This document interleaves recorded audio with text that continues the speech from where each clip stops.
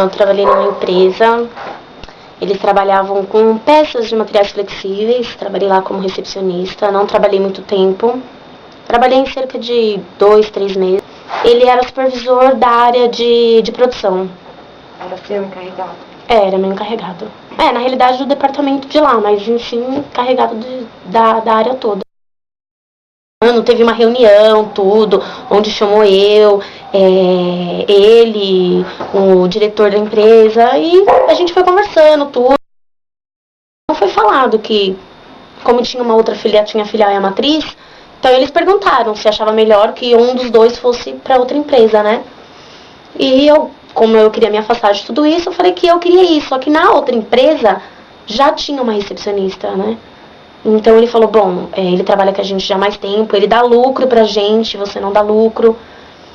Então, assim, ele começou com tudo isso, mas não tinha como ele me mandar embora, mas como assim, ele me prejudicar pra mim ser demitida. As atitudes que você tomaria sobre o lucro da empresa ou a atitude humana?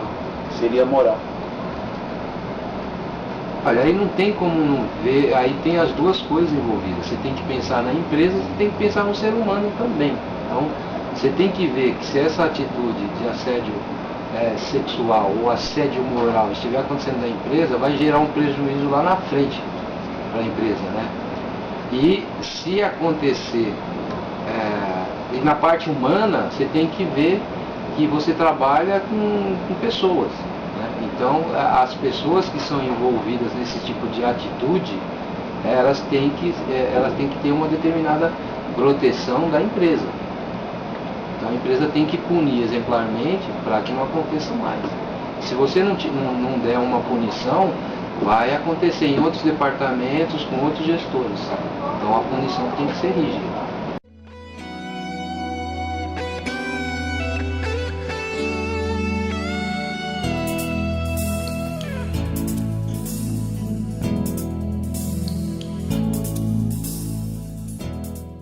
Penso que se a coação, se o ato ilícito vir de um superior hierárquico e houver outra pessoa ainda superior ao agressor, se dirigir imediatamente talvez ao empregador, qualquer pessoa que esteja acima do agressor, esclarecer a situação que se criou e pedir que seja dada uma solução para o caso. Não sendo assim tomada essa conduta, que eu penso que deve ser de forma enérgica, existe uma possibilidade, inclusive aqui, de uma rescisão indireta, que é uma possibilidade de pedir demissão e ficar reparado pelas verbas rescisórias como se demitido fosse, se dirigir até uma delegacia de polícia, elaborar um boletim de ocorrência para apurar o crime previsto no artigo 216A e ingressar com uma ação, seja ela de cunho trabalhista ou civil, para ver reparado o dano moral e ser indenizada por isso.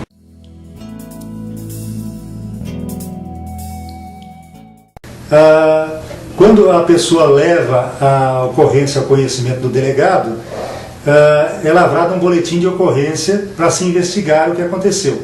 Se eventualmente, o que é raro, o chefe estiver presente, a pessoa acusada estiver presente, já é elaborado um termo circunstanciado, que é um boletim de ocorrência mais elaborado. E, neste caso, o chefe já assina um termo de compromisso para comparecer em juízo para responder ao processo. Se houver investigações baseadas no boletim de ocorrência, é instaurado um inquérito policial e vão se ouvir as partes como num inquérito normal.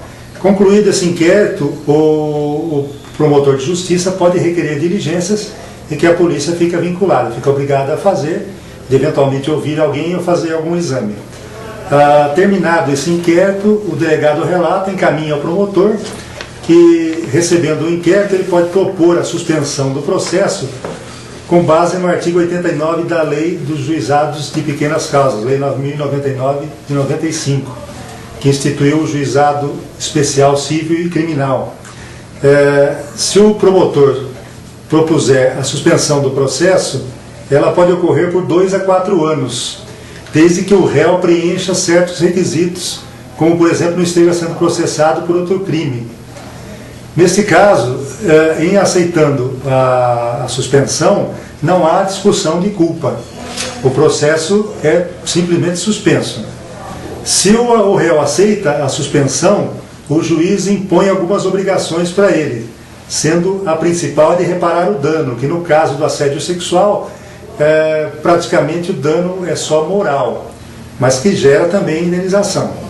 Se o réu não aceitar a suspensão e desejar provar a sua inocência no processo, o promotor oferece denúncia, se for o caso, e passa a acusar formalmente o réu pela prática do crime de assédio. Se no final do processo o réu for condenado e não for reincidente em crime doloso e houver indícios de que a substituição for aconselhável, o juiz aplicará em substituição à pena de prisão prevista no Código uma pena restritiva de direito, que pode ser uma pena de multa, uma pena de perda de bens e valores, uma prestação de serviços comunitários, uma interdição temporária de direitos ou uma limitação de fim de semana. No caso da interdição temporária de direitos, o juiz poderia determinar, só por exemplo, que o chefe perca o cargo de chefia dele, e outras que o juiz achar eficaz.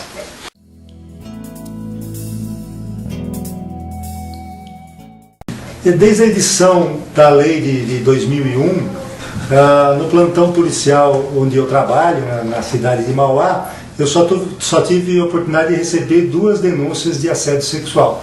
Então, percebe-se que a quantidade de registros ainda é pequena. Tem uma cidade em que há um polo industrial muito grande, muitos empregados e poucas denúncias.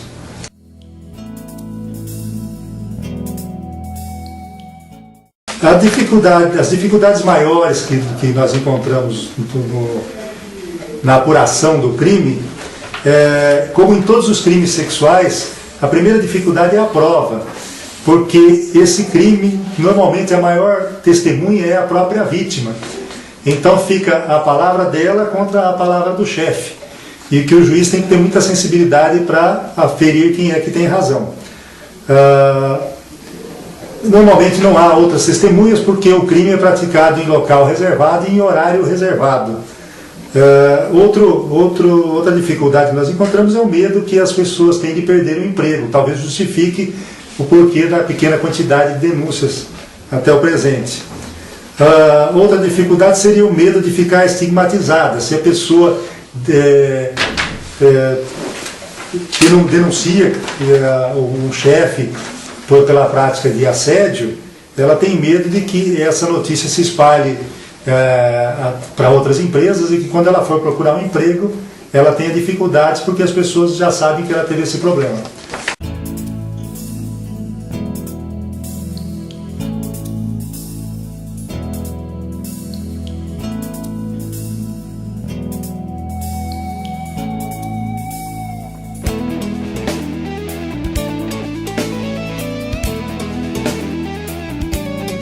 Primeiro foco voltado diretamente ao trabalho e pensando no relacionamento entre empregado e empregador, a principal legislação a ser analisada é a CLT. O artigo 482 da CLT trata das possibilidades de emissão por justa causa. Se a gente abrir o código, a gente vai perceber que aí é importante ressaltar que são rolos taxativos. Não existe possibilidade de se demitir senão nessas formalidades, senão que o empregado tenha passado por essa conduta. Então o artigo 482 diz assim: constitui justa causa para rescisão do contrato de trabalho pelo empregador, logo na linha B, que é o que mais nos interessa e pertinente ao caso, incontinência de conduta ou mau procedimento. Essa incontinência de conduta fala especificamente da prática de sexo no ambiente do trabalho. Se uma funcionária assedia, entre aspas, um chefe, por exemplo, não há o crime, porque não há ascendência entre a funcionária e o chefe.